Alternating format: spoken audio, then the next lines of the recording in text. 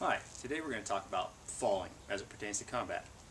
In fighting, it's very common that at some point you're going to go to the ground. Whether you want to or not, it happens. A lot of people say, oh, I don't want to go engage in any kind of ground fighting, I'd rather have a standing match. Well, you're going to end up exactly where you don't want to be in a fight, so that's what we have to prepare for. Now, that being said, a lot of martial arts offer different strategies for falling and break falling on the ground. The most common of which, you may have seen, is something like this.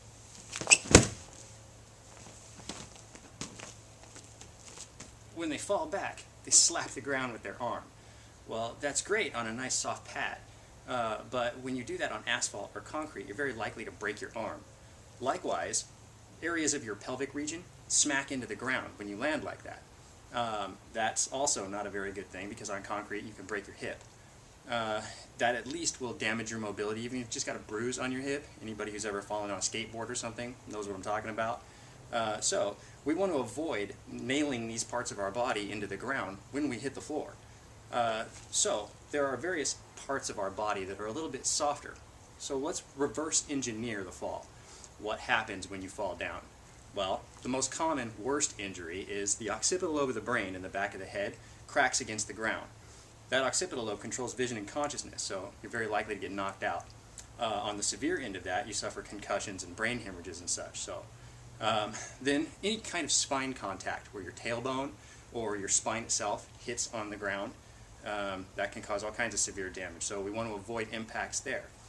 We talked about the pelvic bone. You don't want the pelvic bone to crack into the ground either. Your elbows and your knees, wrists and ankles whopping into the ground in a wild fashion, very likely to offer fractures. So what we want to do is we want to put big muscular areas in contact with the floor while we protect the most vulnerable areas. So instead of smacking the ground to try and stop the force, let the force of the fall happen, but take it on softer portions of your body while you shell up and protect yourself. Your butt cheek is a much better place to fall than your tailbone. So if you know you're going to the ground backwards, then take a seat, land to your butt. As you do that, instead of extending your arms out there to try and catch the fall, cover the back of your head.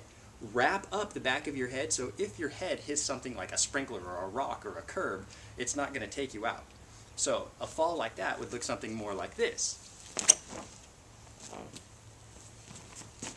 Now at the end of that fall, your feet can come up to protect you and hold somebody off of you, or if it's a very extreme fall, you might go all the way over, for example.